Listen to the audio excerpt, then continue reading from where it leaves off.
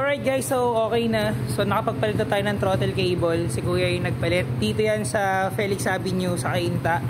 So okay na si Poco. So ito papakita ko na sa inyo. So ito yung sinasabi ko sa inyo. So na-check natin yung kagabi. So ginawa ko, nilagyan natin, sabi ko nga sa inyo ito kanina. Nilagyan ko lang siya ng mighty band na may tissue, pero sobrang nipis na rin talaga. So good thing na rin na nandito tayo. So napalitan na natin yung throttle cable natin. Bali ang throttle cable na ginamit natin is for Sniper 150 kasi hindi talaga siya recommended na ikabit mo yung pang 155 kasi sobrang nipis niya, mabilis siyang maputol.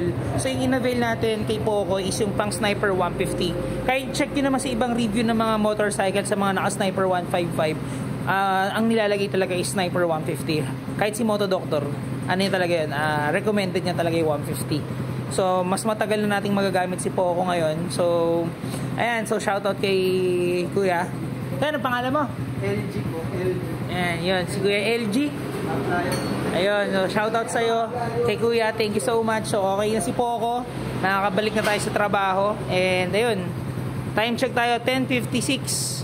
So, habol na lang tayo. Makakapasok pa naman tayo. And then, hi, salamat. Less worry na tayo kasi mag-open na tayo ng shop. So, June 8, invited kayo lahat sa mga naka-follow sa atin. Mag-open tayo ng Boss Mill Custom Seat Antipolo. So, yun. Wala na tayong isipin. Tapos na. Salamat. So, kagabi pala tayo ng, ng air filter. Change oil tayo. Bagong oil filter din.